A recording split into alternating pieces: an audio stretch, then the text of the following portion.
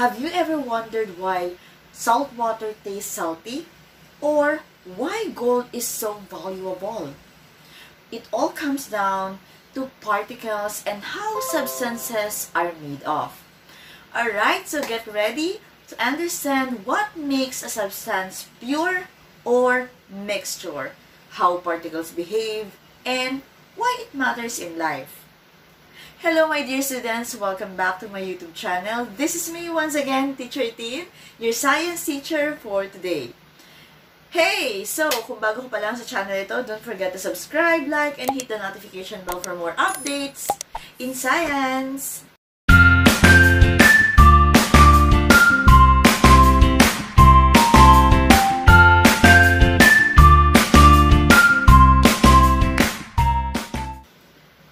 Hello my dear students! So today, we're diving into the amazing world of matter. Specifically, we will explore the particle nature of pure substance and mixture.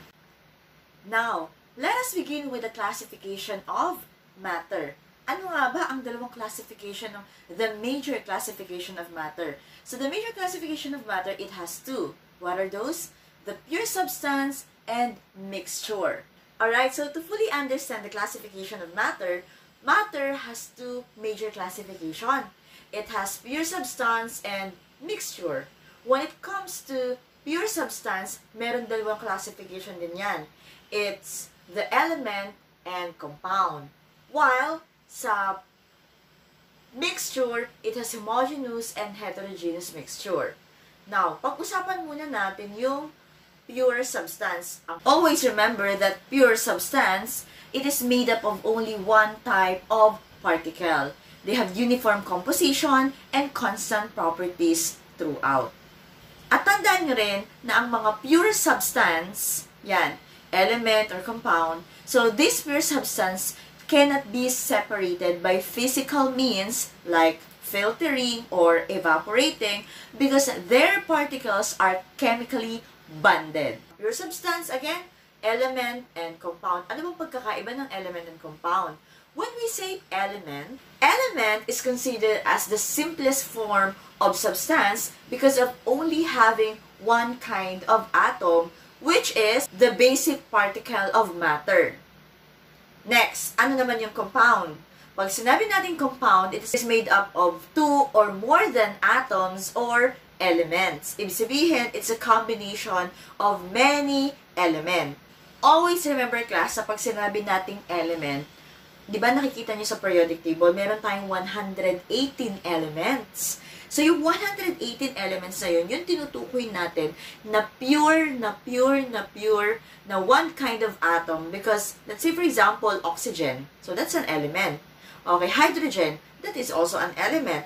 Gold, that is also an element that is only having one kind of atom. Ngayon, pag pinag-combine na natin ang mga elements na ito, let's say for example, meron tayong 2 molecule of hydrogen and 1 molecule of oxygen, we can have the H2O at ang tawag din natin dyan ay water. So let's say for example, meron tayong 1 molecule of carbon and 2 molecule of oxygen, and that means CO2, and that is carbon dioxide. So, anong nakita nyo? Combination na siya ng maraming elements. So, ibig sabihin, hindi na siya element kasi meron na siyang combination ng maraming elements. That's why it is considered as, yan, compound. Very good. Ano nga ba pag sinabi nating matter? When we say matter, it is anything that occupies space and it has mass. Again, it is anything that has mass and can take up space. So everything around you, the water, the air, your phone, or even you is made up of matter. So while sa mixture, sabi nga natin, it is made up of two or more substances that are physically combined. And these components retain their own properties and can be separated by physical methods. Ano ba yung mga type ng mixture? So it can either be the homogeneous mixture or the heterogeneous mixture. Ano ba ang example ng mga homogeneous mixture? Kasi pag sinabi natin homogeneous, the composition is uniform throughout and you can see the individual components. Let's say for example, salt water. or vinegar, or air. So those are example of homogeneous mixture. And while heterogeneous, this composition is not uniform. You can see different parts. Example, salad. Pag nagtimpla ka ng salad, you can separate it physically. Tanggalin mo ang sago, tanggalin mo ang gulaman, tanggalin mo ang lettuce, tanggalin mo... Okay, what else? Oil and water. You can separate the oil and water physically. So, always think, okay, let's say for example, think of a soup. So, it's a heterogeneous mixture because you can see and pick out the vegetables. You can pick out the vegetables from the pasta, but you can, and sugar dissolved in water is homogeneous mixture because it looks the same throughout. Para lang sa homogeneous, let's say for example, nagtimpla ka ng 3-in-1. Naglagay ka ng coffee mate, naglagay ka ng kape, naglagay ka ng... So, pag kinumbine mo yun, hinalo-halo mo na, one phase na lang siya, hindi mo na masaseparate yan. Okay, pero kapag heterogeneous naman, hinalo-halo natin yung halo-halo, pwede nating i-separate yan ng magkakaiba. Okay? Gaano ba kahalaga na malaman natin ang pagkakaiba ng pure substance and mixture? What is the importance of knowing the different classification of matter? Okay, one, it can identify the substances around us. Alam natin kung ano ang pure at alin ang hindi.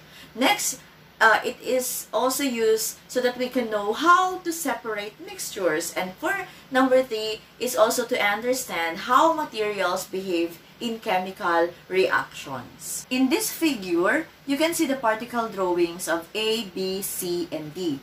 A represents an element X, B represents an element Y, and C, it represents a compound formed from elements X and Y, and D is a mixture of elements X and Y. So these visual representations of the main classifications of matter. So now, the question is, how will you describe the compound formed from elements X and Y as shown in this figure? And what about the mixture of elements X and Y that is also shown in this figure? You can see that the particle of elements, compounds, and mixtures can be distinguished from one another using particle drawings such as you can see here in this figure. And these models provide concrete visual presentations of particles of matter that are too small to be seen by the naked eye. Each sphere in the models represents an atom. And you can also see in this figure, okay, the figure A and figure B, with only one type of atom, and it represents an element. So, however, yung letter C, it illustrates two attached dissimilar atoms, wherein it therefore represents a compound with two chemical combined atoms. While yung D, you can see that there are two atoms combined physically that represent a mixture. Alright, so in this figure, alright, I'll be showing you the water molecules during state changes. For example, the changes in the state of water can be represented using the cluster of atoms that make up water. So each cluster of atoms, we call it molecule. It has two hydrogen atoms and one oxygen atom. It also shows these state changes from ice, naging liquid water, and then it becomes water vapor. Unlike other substances, water expands when it freezes because of the special force of attraction between its particles. This is a unique property of water which you will explore later in your higher chemistry courses. This is the end of our lesson for this topic about the particle nature of pure substance and mixture. In our next discussion, we will be discussing about the nature of solutions. So stay tuned on this channel.